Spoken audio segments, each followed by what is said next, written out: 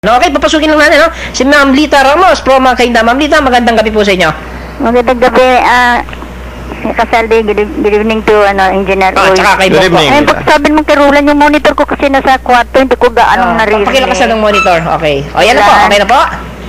Ayan. Hello? Okay. Hello, okay na po? Nasa radyo yung monitor, yung monitor ko nasa kwarto. Okay na po? Yan. Narinig niyo na po? Kasaldi. Roland, naki na yung, Teka lang, ha? Okay, okay. O, sige, Ma'am Lita, narinig niyo na po? Thank you very much. Okay, sige po. Hindi kasi tanong ko kay Engineer Uy kasi yung previous nyo habang nandito ako sa salas, hindi ko narinig yung sinabi ni Engineer Uy. Ang tanong ko po, meron na po bang blueprint yung Loveland community na yan? Yan. May blueprint na po? Hindi, ang gagawa ng blueprint yung magiging developer. Pero the only time na pwede mangyari po yung... Kasi po baka magiging dreamland lang po palagi yan. Hindi, Ano po, nasa sa nagkakaturuan nga ngayon dahil nung prinisyenta namin yung proposal kay Senator Engineer Oy. Ninoy, no? Sabi niya, ang problema, ang daming nag-o-oppose sa charter change. Yun yung kailangan dun sa Loveland City, yung charter change na baguhin na yung batas na kailangan 60% ang may-ari Pilipino, 40% Kaya ko po, foreigner. Engineer Oy. Engineer Oy. Okay. Kaya ko po naitanong niyo kung may blueprint na po. Kasi, tiyak yung kung meron, yung blueprint na yan, o yung plano na yan, lahat-lahat, location plan, lahat, ay nangyari yon na hindi pa nangyari yung disaster dito sa Metro Manila, for example, no? Pati sa mga outlying provinces, no? Ngayon na nakita na po yung posibilidad na ang Pilipinas magiging, kung hindi man underwater, so kumbaga kung meron bang pagbabago ng kanilang mga plano, mga yung style ng bahay na itatayo. Hindi po, kasi... Kaya kung ano po ba nila kung yung area na yun na pagtatayuan ng Loveland community ay merong disaster area ba yun? Meron bang earthquake fault?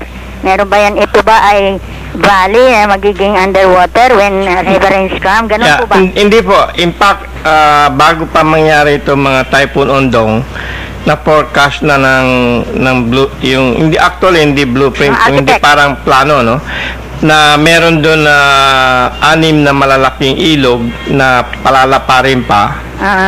Kaya in fact ito design pa sa tsunami.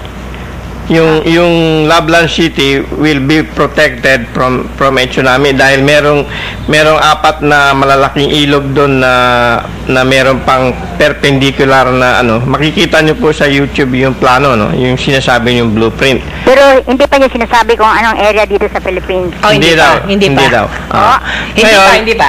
Ngayon yung 4 na malalaking ilog na yon, palalaparin pa ng maraming beses para mas maraming capacity ng tubig. Mas maganda yun, palalaparin kaya hindi magkakaroon ng baha kasi hindi magkakaroon ng land grabbing para lumapad yung lupa, no? Mas maganda yan, ganong plano. Kasi ang kagawian po rito ay pinalilitang ilog. Pero sa Loveland City... Yan po ang kasalanan nating Pilipino dahil yung pag-aari ng ilog, inaari ng tao na kanyang lupa. So, kaya binabawi ng ilog. Tama. Hindi, in fact, maganda yung mga ilog kasi magkakaroon doon ng mga lancha, mga sport, mga contest ng jet ski, tsaka mga...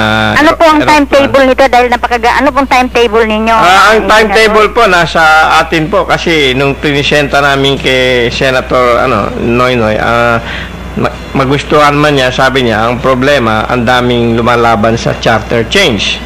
Alam niyo naman yun, nababasa niyo naman po sa dyaryo ang mga protesta sa charter change dahil lang sa takot nila dun sa maliit na na very smart. Uupo na naman, gano'n. Sige po, kasi kaya yun po ang dahilan so ang question po nasa atin, kailan natin aprobahan ang pagbabago ng batas na hindi na 60-40? Malakas po yata ang lobby ng Americans for Better Philippines. Hindi po ba malakas ang paglalabi niya sa Senate? Hindi po, ang po dyan ang Pilipino po kung aprobahan nila na wag na yung 60-40 na requirement sa ganyang proyekto, Oo. Kasi hindi naman maiuwi ng dayuhan yun eh. At saka kung control natin ang labor, makikinabang ng husto ang Last question na lang, engineer. Sige po. Opo. Yung inception ng plan na yan, mga ilan na bang daan, ano ba ng panahon ang lumipas bago hindi pa rin na-actionan, ilang kuwan na po, taon? Nung maisip mo, yung Loveland City. Hindi, yung Loveland City po, When it was matagal. presented to the Philippine authorities, Present po namin sa ibang senador 1 year ago. 1 year ago lang. Opo. Ay sabihin, aantay na lang niya yung bagong dispensation. Yes. Pero kahit na hindi po ang problema po kung ang mga mamamayan mismo nagproprotesta dun dahil ang intindihin niyo po yung batas natin na akala natin kailangan sa atin palagi ang 60% ng negosyo, 40% lang ang dayuhan. Yun ang mali doon. Ganon din ang na-realize ng Korea nung ginawa nila yung Sungdu City. So binago nila yung batas nila na pwede na lang kahit dayuhan na lahat ang basta control nila ang labor. Which is good for the country. Kung pumayag na tayo na na ganon, pwede na umpisahan agad kasi marami interested diyan na mag-invest kung Kaya nga po, unlikely po na sabi nyo ang mga tao ang may diferensya kasi the people are represented by our representatives, di po ba? Sila ang kung marami po ang protesta, yan. kung marami pong protesta, hindi rin gagawin ng mga senador tsaka congressman. Sige po, engineer, thank you very much po. Thank you rin po for your Kasal time. D, Okay. thank you. Sige po. Maraming salamat po, Mama Dita, no?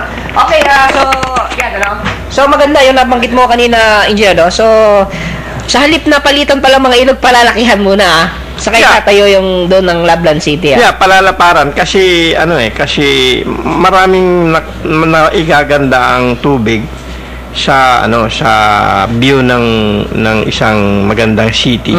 Tapos marami rin mahilig sa mga water sports, mga lancha, mga jet ski, tsaka yung mga contest.